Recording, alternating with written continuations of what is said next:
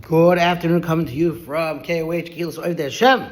Welcome to BJC Mitzvah Day number 195, part 1. Use Sefer Hachinuch, a mitzvah that keeps us on its way. New mitzvah, the prohibition to reveal the ervah of one's daughter. We already said daughter's daughter. We said son's daughter. Now it's the daughter. And this is in the third book, Vayikra, Parshas Achrei Mos.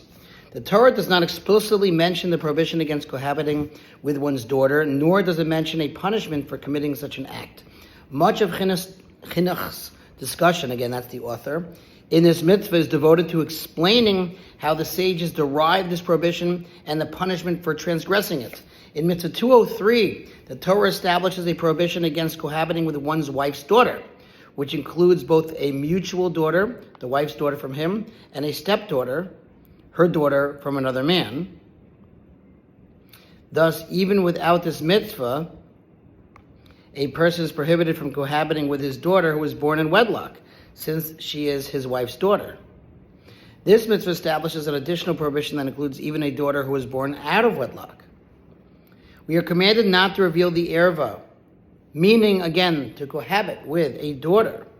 This ervah prohibition is not set forth explicitly in the Torah, meaning that we do not find that Scripture ever states, do not reveal the ervah of your daughter. The reason why no explicit verse comes to prohibit revealing the ervah of a daughter is because there's no need for such a verse. For since the Torah prohibits revealing the ervah of one's son's daughter, Mitzvah 193, and one's daughter's daughter, Mitzvah 194, both of whom are female offspring of a person who are more distantly related than one's daughter, there's no need to state explicitly that a daughter is prohibited, as this is derived through the reasoning of Kal v'chomer, all the more so. Right? If I can beat my 3-year-old in arm wrestling, I can certainly beat my 5-year-old in wrestling. Or the opposite, rather. If I can beat my 5-year-old in arm wrestling, I can beat my 2-year-old in arm wrestling.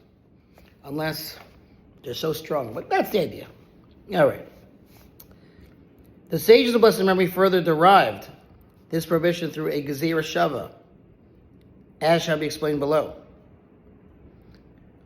That's one of the methods, again, of learning out a law. Although the actual prohibition can be derived from a kol v'chomer, the gezerah shava derivation is still necessary. For if we would have derived the prohibition from a kol v'chomer alone, a person would not be punished for violating it, as we would establish rule in Sanhedrin that we do not assign punishment based on a logical argument, such as a kol v'chomer. Regarding the underlying purpose of the mitzvah, we've already written above in mitzvah 190 in general terms what we were able concerning all the arise prohibitions. Interesting on that term. In general terms, what we were able. We explained, I guess, what we were able. Okay. All right. We'll stop there. Thanks for listening to Sponsor Your Future Mitzvah 36 100 the gold. Have a wonderful day. We'll be on here for a while.